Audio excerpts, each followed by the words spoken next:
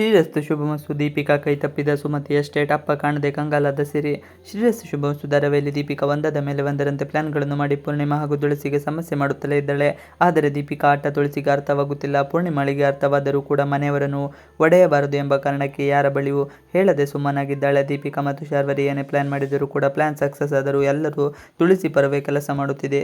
ಇದರಿಂದಾಗಿ ದೀಪಿಕಾಳಿಗೂ ಬೇಸರವಾಗುತ್ತಿದೆ. ಅಭಿ ಹುಟ್ಟುಹಬ್ಬಕ್ಕೆ ಉಡುಗೊರೆ ಕೊಟ್ಟ ತುಳಸಿ, ಅಭಿ ಹುಟ್ಟುಹಬ್ಬಕ್ಕೆ ಮನೆಯಿಂದ ಹೊರಗೆ ಹೋಗಿ ಇಬ್ಬರೇ ಸಮಯ ಕಳೆಯಬೇಕು ಎಂದು ದೀಪಿಕಾ ಆಸೆ ಪಟ್ಟಿದ್ದಾಳೆ. ಆಸೆಯನ್ನು ನೆರವೇರಿಸಿಕೊಳ್ಳಲು ತಂದೆಯ ಮೊರೆ ಹೋಗಿದ್ದಾಳೆ.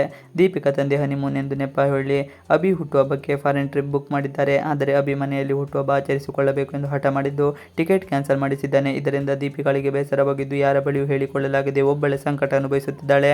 ಇನ್ನು ಅಭಿ ಹುಟ್ಟುಹಬ್ಬಕ್ಕೆಂದು ತುಳಸಿ ಶರ್ಟ್ ಉಡುಗೊರೆಯಾಗಿ ಕೊಡುತ್ತಾಳೆ. ಪ್ರೀತಿಯಿಂದ ಶರ್ಟ್ ಕೊಟ್ಟು ಇದನ್ನು ಧರಿಸಿಕೊ ಎಂದು ಹೇಳುತ್ತಾನೆ. ಆದರೆ ಅಭಿ ಕೋಪ ಮಾಡಿಕೊಂಡು ಹೋಗುತ್ತಾನೆ. ಇದೆಲ್ಲ ನನಗೆ ಬೇಡ ಎಂದು ತುಳಸಿಗೆ ನೋವು ಮಾಡುತ್ತಾನೆ. ಸುಮತಿ ಎಸ್ಟೇಟ್ ಮೇಲೆ ದೀಪಿಕಾ ಕಣ್ಣು. ಇದೇ ಸಮಯವನ್ನು ಬಳಸಿಕೊಂಡ ದೀಪಿಕಾ, ಸಮರ್ಥ್ ಮತ್ತು ಸಂಧ್ಯಾ ಈ ಮನೆಯ ಆಸ್ತಿಯಲ್ಲಿ ಪಾಲು ಕೇಳಬಹುದು. ಸುಮತಿ ಅಮ್ಮನ ಆಸ್ತಿಯನ್ನೇ ಸಮರ್ಥ್ ಹಾಗೂ ಸಂಧ್ಯಾ ಪಡೆದರೆ ಕಷ್ಟವಾಗುತ್ತದೆ. ಅದನ್ನು ಉಡುಗೊರೆಯಾಗಿ ನೀವೇ ಕೇಳಿ ಪಡೆಯಿರಿ, ಆಗ ನಿಮ್ಮ ಆಸ್ತಿಯ ಪಾಲು ನಿಮ್ಮ ಮನೆಯವರಿಗೆಲ್ಲ ಉಳಿಯುತ್ತದೆ ಎಂದು ಕಿವಿ ಊದುತ್ತಾಳೆ. ಅಭಿ ದೀಪಿಕಾಳ ಆಟವನ್ನು ಅರ್ಥ ಮಾಡಿಕೊಳ್ಳದೆ ಅಭಿ ಬಳಿ ಆಸ್ತಿ ಪಾಲು ಕೇಳಲು ನಿರ್ಧರಿಸುತ್ತಾನೆ. ಆಸ್ತಿ ಪಾಲಾಗಲು ಬಿಡದ ತುಳಸಿ ಈ ವಿಚಾರವನ್ನು ಕದ್ದು ಕೇಳಿಸಿಕೊಂಡ ಪೂರ್ಣಿಮಾ ತುಳಸಿ ಬಳಿ ಹೇಳಿ ಹೇಗಾದರೂ ಮಾಡಿ ಅಭಿ ಆಸ್ತಿ ಕೇಳದಂತೆ ಮಾಡಿ ಅಭಿ ಆಸ್ತಿಯಲ್ಲಿ ಪಾಲು ಕೇಳಿದರೆ ಮನೆಯನ್ನು 2 ಭಾಗ ಮಾಡಿದಂತಾಗುತ್ತದೆ ಎಂದು ಹೇಳಿಕೊಳ್ಳುತ್ತಾಳೆ. ತುಳಸಿ ಲಾಯರ್ನನ್ನು ಕರೆಸುತ್ತಾಳೆ. ಅಭಿ ಬಳಿ ಹೋಗಿ ಆಸ್ತಿಯಲ್ಲಿ ಪಾಲು ಕೇಳಬೇಡ, ಇದರಿಂದ ಮನೆ ಒಡೆದಂತೆ ಆಗುತ್ತದೆ ಎಂದು ಬುದ್ಧಿ ಹೇಳುತ್ತಾಳೆ. ಆದರೆ ಅಭಿ ಕೇಳುವುದಿಲ್ಲ. ಲಾಯರ್ ಬಂದು ಸುಮತಿ ಎಸ್ಟೇಟ್ ಬಂದು ನಿಮ್ಮ ತಾಯಿ ಹೆಸರಿನಲ್ಲಿದೆ, ಅದು ಯಾವುದೇ ಕಾರಣಕ್ಕೂ ಸಮರ್ಥ್ ಹಾಗೂ ಸಂಧ್ಯಾಳಿಗೆ ಕೊಡಲು ಬರುವುದಿಲ್ಲ, ಇದು ಅಭಿ ಹಾಗೂ ಅಭಿಗೂ ಸೇರುವುದಿಲ್ಲ, ಈ ಮನೆಯಲ್ಲಿ ಜನಿಸುವ ಮೊದಲ ಮಗುವಿಗೆ ಸುಮತಿ ಎಸ್ಟೇಟ್ ಸೇರುತ್ತದೆ ಎಂದು ಹೇಳುತ್ತಾರೆ. ಆಗ ಅಭಿ ಸಮಾಧಾನ ಮಾಡಿಕೊಳ್ಳುತ್ತಾನೆ. ಇದು ದೀಪಿಕಾಳಿಗೆ ಬೇಸರ ಉಂಟು ಮಾಡುತ್ತದೆ.